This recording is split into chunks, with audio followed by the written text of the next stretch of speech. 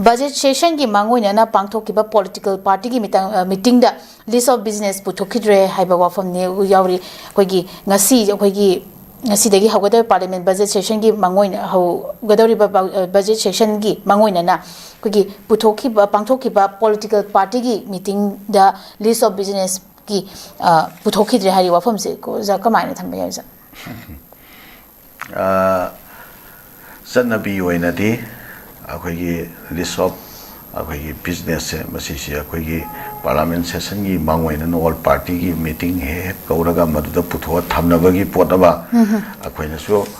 politically, Akwayamna Kana, Domda, and guest over me, and Nasatrakasu, Aquajumasi, Aquay, Lemenama, Aquajum Mamang, the Sum, Tazara Papa, and a Kanjara Potamadi Way. Adu BJP, Lingaxi, Masisita, Aquina. Karibu oy thokta leibagi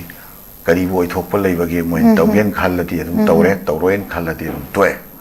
anamasi anauba nate moina tawgen khanba thabuktu oidabagi thamgen khanba oidabagi thamdribu oiramani makhoida thedona masigi matangda akoina karigi tawdribano haibadu nainarubada kaisu matugi wahan thok leidau mande adum BJP gi oinadi moi tawgen khanudum tawre tawroin khanudum tawtre amadugi haneli chanarak pachanarak taba kaisu leiponte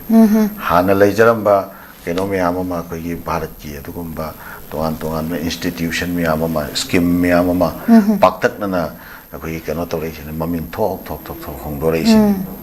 adagi state sida hojik phawal leiriba tarmoinchi hojik phawba sigi chapchaba kam yam concrete oiba adumba keno ma loisana step amu hojik phawba lokhatri basini lokhatri mami tadri basini adumai tawgen khala ga dem torokani tawgen khanma matamdu yorokri bagi tawtribo ramgani haina sumaina adum thamsaki